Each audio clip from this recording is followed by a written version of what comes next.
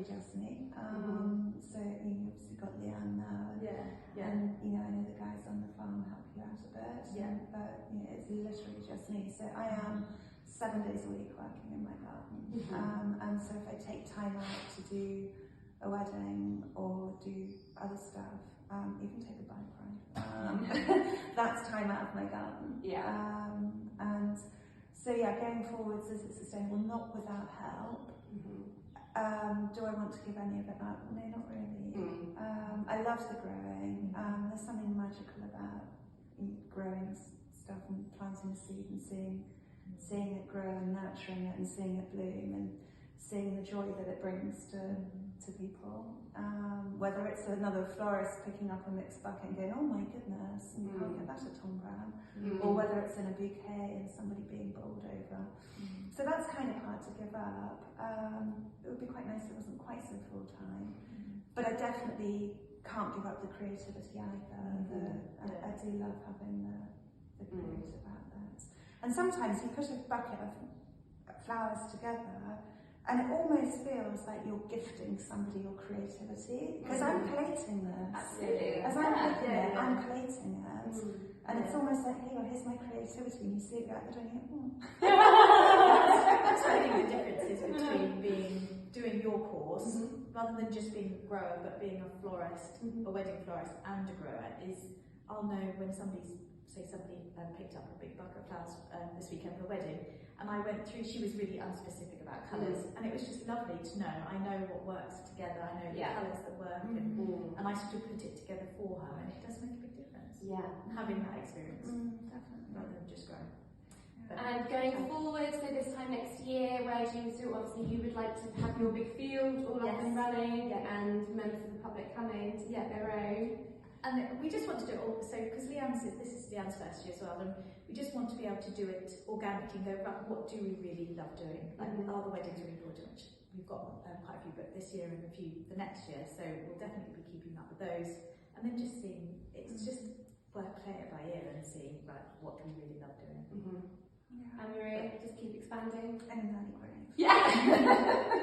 And then just seeing it organically here, and I know you say you need a business plan. I don't have a business plan, and I'm not going to make one. I'll just continue to do what I'm enjoying doing and what works. And at the end of this year, I mean, last year, there was barely an intention of creating a business, and this year I seem to have one. So I would say that really this is my first proper year. So I'll see where we're at the end of the year, see what's worked, what's been enjoyable, what pays in terms of self-fulfillment and what makes business sense, and I'll see where it goes. And finally, if someone was going to just grow some flowers at home, what would be the ones that you would say, start with these, and which ones would you avoid? Until you're a bit more experienced. Dahlias, obviously dahlias, just keep going right after dahlia. Dahlias, I'd say cornflowers, cosmos, and then you can go from there. They're just so easy. A bit of mint. I think it depends what space you've got also, and how you're growing. If you're growing in an allotment, then that's one thing. If you're growing in a garden, and how you're trying to grow. Growing a cut flower garden is not a garden. It's a farm. It's in my case a mini farm, but it's not a garden. But if you're growing in your wider garden, then it's a whole mix of things.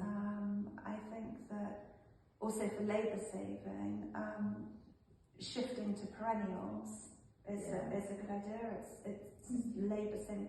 You have to play the long game. They're not going to give you the instant cosmos, dahlia, nigella. That's not going to happen. They're kind of sown to grow and blooming in between 8 to 12 weeks. So perennials are more of a long game. But if you're growing in a garden, it's nice to be able to grow a garden and be able to pick from it without destroying your garden. Any don't go near those until you're much more experienced. I've had ranunculus a tricky. Ranunculus, I did divas. Divas. No! This year, I love it. I was like, they look amazing. yeah, I have heard they're Last tricky. year I did the polytunnel, the exact same, but I think I was a month or so behind, and by the time they were good, it got too hot, and But this year they've just. But my anemones were really good last year, kept going, and then this year they're just really, I haven't picked any. They're not pretty enough. I look at them. So, but I love ranunculus. Yeah, beautiful. Yeah, thank you so much. Thank you for sharing your wisdom. And keep going. Thank you. Thank you. Beautiful.